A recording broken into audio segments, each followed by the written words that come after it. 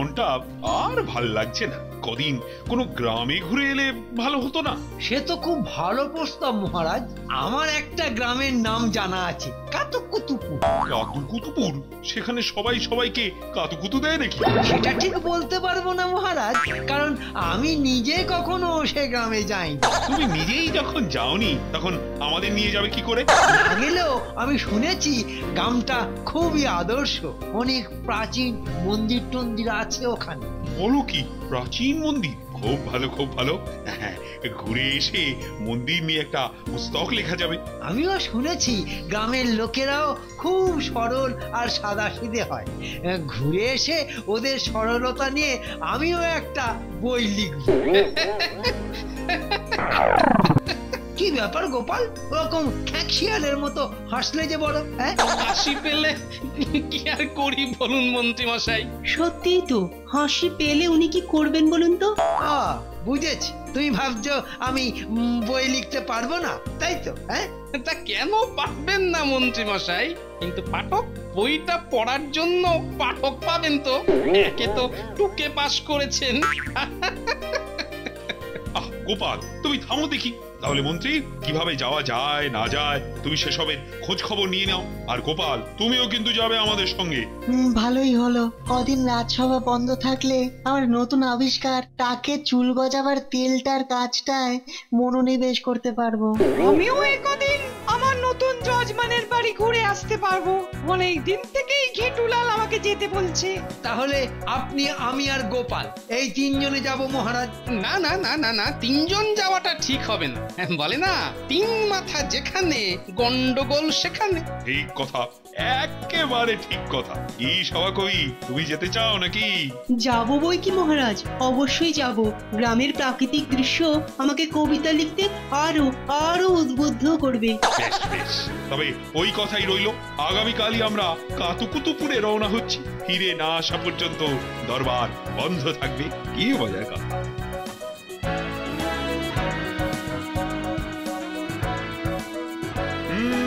সবাই উপস্থিত দেখছি, তাহলে রওনা হওয়া যাক। মন্ত্রী, মন্ত্রী, তুমি আমার ঝোলাটা একটু ধরো তো। রাজামশাই, আমি? হ্যাঁ তুমি। কেন, আমার ঝোলা বইলে তোমার আবার প্রেস্টিজ যাবে নাকি? না না রাজামশাই, তা নয়। তাছাড়া আপনার ঝোলা পাওয়া তো ভাগ্যের ব্যাপার। ঠিক কথা মন্ত্রী মশাই, একদম ঠিক কথা।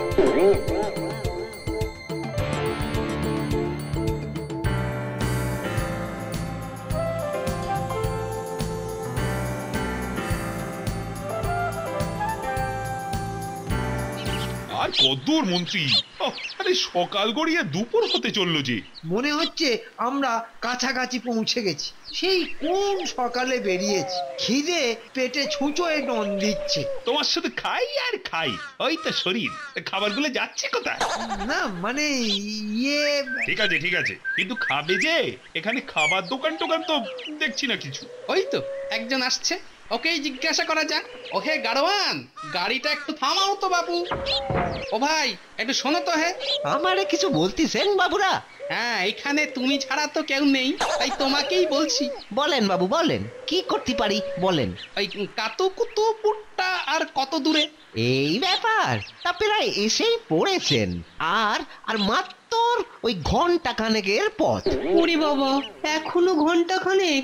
মিষ্টির দোকান টোকান আছে নাকি আশেপাশে? কেন থাকবেনি, এই গ্রামে ঢোকার মুখেই আছে ওই খাদু ময়রার দোকান। খুব ভালো মিষ্টি বানায় খাদু খুড়ো। অনেক ধন্যবাদ ভাই। তুমি আসতে পারো? ঠিক আছে ঠিক আছে, পেন নাম পেন নাম পেন নাম। চলো হে গাড়োয়ান, আর মাত্র ঘন্টা খানেক বাকি।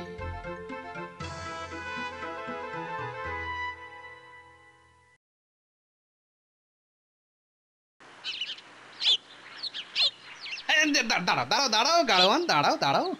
এই খাদু ময়রার দোকান বোধহয় এটাই।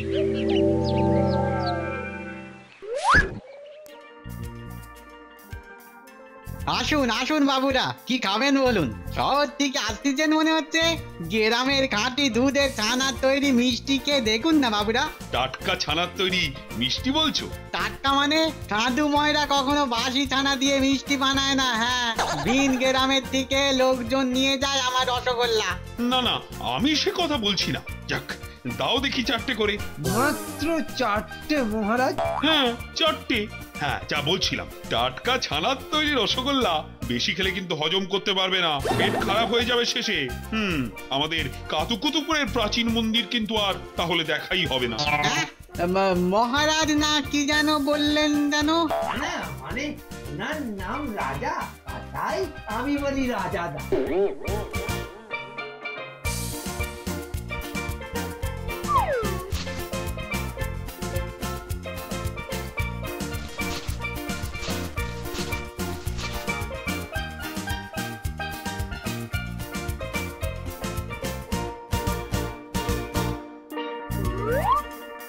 এই নাও ভাই খাবারের দাম।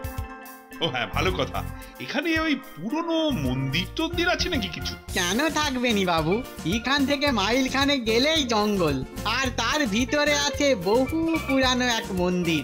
কত পুরনো মন্দিরটা? সে তো ঠিক বলতে পারবনি, তবে গ্রামের লোকজনের ধারণা প্রায় 220 সালের আগেকার। ও মা, 220 বছরের পুরনো? বাবা, ভাবতেই আমার কিরকম রোমাঞ্চ হচ্ছে। শুধু কি মন্দির, ওই মন্দিরে একজন গুণিন ঠাকুরও আছে শুনেছি। গুণিন ঠাকুর? কাপালিক টাপালিক কত? সে তো বলতে পারবনি বাবু, সবই লোক মুখে শোনা। ভালোই হলো, পুরনো মন্দিরের সঙ্গে গুণিন ঠাকুর উপরি পাওনা। চলো চলো সবাই যাওয়া যাক।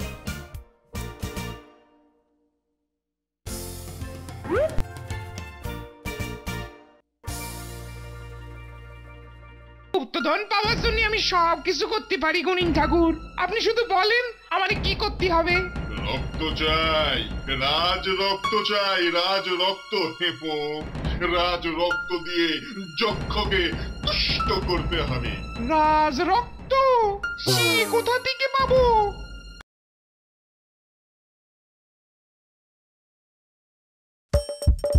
হাসির রাজা, জ্ঞানের রাজা, রসিক রাজা।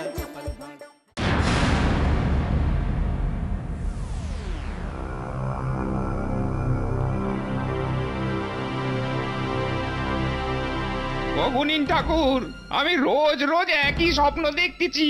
কি যেন বলতিছে, ওরে হেপো আমাকে তুষ্টি কর, আমি তোদের গুপ্তধন দিব। কে তোকে স্বপ্নে দেখা দিচ্ছে, তাকে দেখতে কেমন? এই কঙ্কালচার দেহ, চোখ দুটো যেন জ্বলতিছে, লকলকে জিভ, টকটকে লাল রঙের।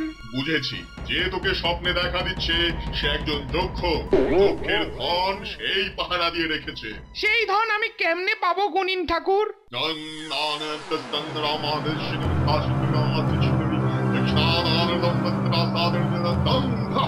পাবে হেপো, পাবে পাবে, তবে তার জন্য তোমাকে একটা কঠিন কাজ করতে হবে। গুপ্তধন পাওয়ার জন্য আমি সব কিছু করতে পারি গুণিন ঠাকুর, আপনি শুধু বলেন আমারে কি করতে হবে। রক্ত চাই, রাজ রক্ত চাই, রাজ রক্ত হেপো, রাজ রক্ত দিয়ে যক্ষকে তুষ্ট করতে হবে। রাজ রক্ত? সে কোথা থেকে পাবো? রাজ রক্ত না হলে যক্ষ যে তৃপ্ত হবে না। তৃপ্ত হবেন না? তাহলে আমার গুপ্তধন পাওয়া হলো না বোধহয়। কিন্তু হাল ছেড়ে দেওয়ার পাত্র আমি নই, দেখি কি করা যায়।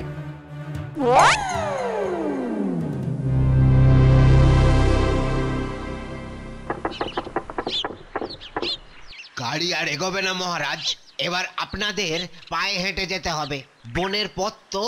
সে কি পদব্রজে? তাতে ক্ষতি কি মহারাজ, গরুর গাড়ি ছেড়ে এবার পা গাড়িতেই না হয় যাওয়া যাক। উপায় যখন নেই তবে পায়ে হেঁটেই না হয় এগোনো যাক মহারাজ। বাহ, কি সুন্দর প্রাকৃতিক দৃশ্য, কবিতা লেখার আদর্শ পরিবেশ।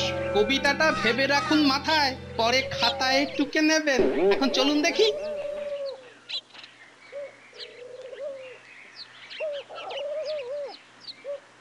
মাত্র 4টে রসগোল্লায় পেটটা ভরলো না মহারাজ, আরো খান কত খোলে।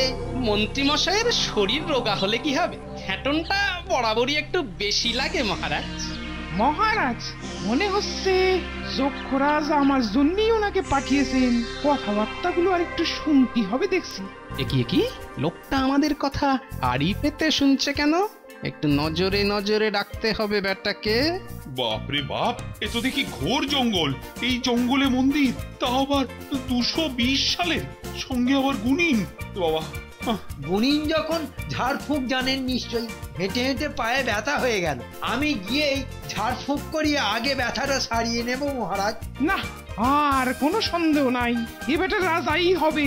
ভুলিয়ে ভালিয়ে বেটাদের নিয়ে যাই মন্দিরে। লোকটার মতলব তো ভালো ঠেকছে না। দেখি জল কত দূর গড়ায়। একে বাবুরা, মনে হচ্ছে শহর থেকে আসতেছেন। ও বাবা, গায়ে পড়ে আলাপ করার চেষ্টা করছে। বেটার মতলবটা কি? হ্যাঁ, আমরা কৃষ্ণনগর থেকে আসছি। ইনি মহারাজ কৃষ্ণচন্দ্র। আর ইনি হলেন ওনার মহামন্ত্রী। যা ভেবেছিল বেটা রাজাটা যেন আমারে গুপ্তধন পাইয়ে দিতে এসেছে। নাম হই রাজামশাই। তোমাকে তো এখানকার লোক বলেই মনে হচ্ছে। মনে হচ্ছে মানে? আমি তো কাতুকুতুপুর গ্রামেরই লোক। তাহলে তুমি নিশ্চয়ই সেই 220 সালের মন্দিরের খবর জানো? জানি বই কি মন্ত্রী মশাই, আমি তো সেখান থেকেই ফিরতেছি। তাহলে চলুন আমাদের পথপ্রদর্শক হয়ে। কি দশক হয়ে কইলেন যেন? বলি একক দশক ছেড়ে তুমি আমাদের সেই মন্দিরে নিয়ে যেতে পারবে? কেন পারবো নি, এ তো আমার সৌভাগ্য। চলেন চলেন চলেন।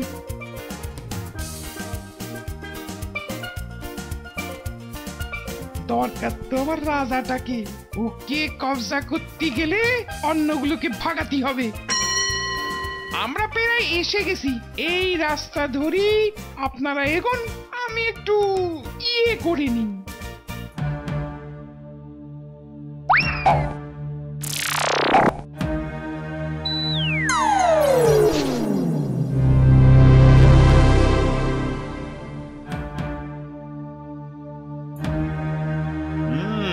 মনে হচ্ছে এই সেই প্রাচীন মন্দির।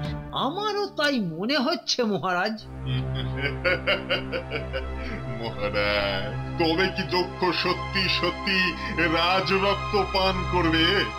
আসুন আসুন মহারাজ, আসুন। মহাকালের অতি প্রাচীন মন্দিরে আপনাদের স্বাগত জানাই। আপনি মনে হচ্ছে সেই গুণিন। হেঁটে হেঁটে না পা ব্যথা হয়ে গেছে, একটু ঝাড়ফুঁক করে কমিয়ে দিতে পারেন? কেন কেন পারবো না? ব্যথাটাকে ছেড়ে একেবারে ফুঁকে দেব। আপনারা মন্দিরের ভেতরে যান, আগে মহাকালের দর্শন করুন।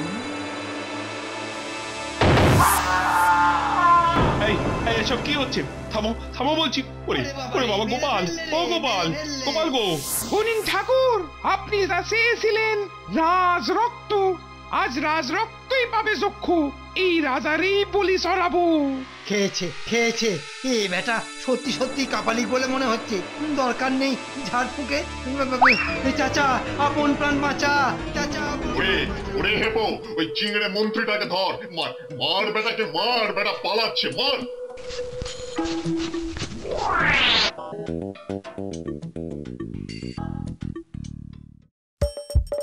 হাসির রাজা, জ্ঞানের রাজা, রসিক রাজা। যক্ষরাজন বাসনা কল্পের রাজ রক্ত পিপাসার্থে রাজ বলি প্রদান্তে। বেটা ছেলে যা ঘা লাগিয়েছে না, মাথাটা এখনো ঝিমঝিম করছে। কি মহারাজকে বলি দেবে নাকি? কারা তোমরা? ওদের মারলে কেন? মহাকালের স্বাদ হয়েছে রাজ রক্তের, আর তাই। তার মানে রাজামশাই, আমরা আপনাদের বলি দেবো, যক্ষরাজের পিপাসা মেটাবো।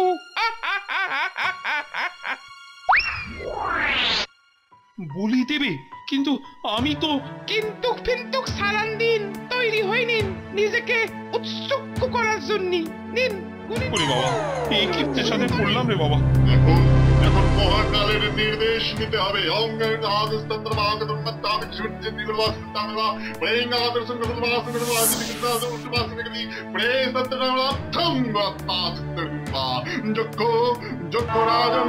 যক্ষরাজন বাসনা কল্পের রাজ রক্ত পিপাসার্থে রাজ বলি প্রদান্তে।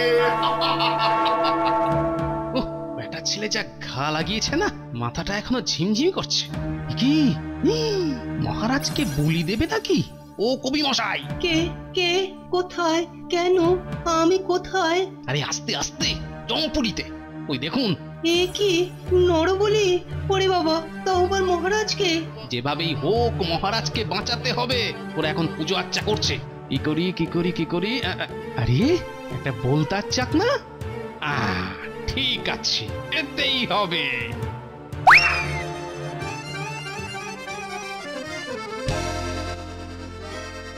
এই নে বেটা।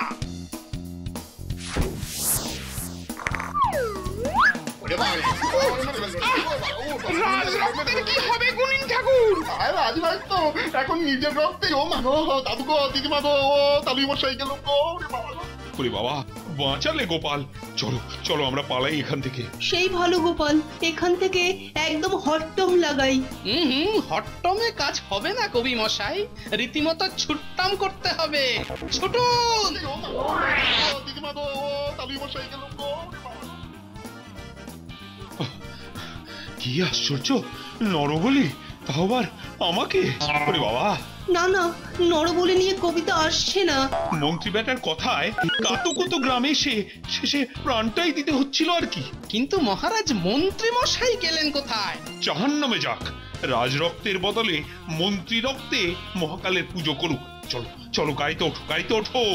আমাকে ফেলে যাবেন না মহারাজ।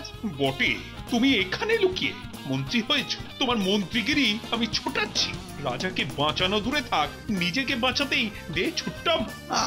আগে মহারাজ, আপনাকে বাঁচাবো বলেই না আমি গাঁয়ের লোক ডাকতে ছুট লাগালাম, কিন্তু একটা লোককেও খুঁজে পেলাম না। খোঁজাচ্ছি লোক। গোপাল, বলুন মহারাজ। বলদ দুটোর জন্য কি খাবার আছে গাড়িতে? আগে মহারাজ, ওই খড় আর ভুসি আনো ওগুলো।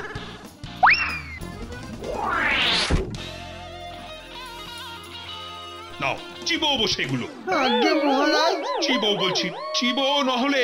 চিবুচ্ছি মহারাজ, চিবুচ্ছি। হ্যাঁ, এই তোমার শাস্তি। যাও, শুরু করো, শুরু করো চিবানো। বাহ বাহ বাহ, দারুণ দারুণ। রাজবাড়ির বলদের খাবার সাধু ময়রার রসগোল্লা কেউ হার মানাবে? কি বলেন মন্ত্রী মশাই?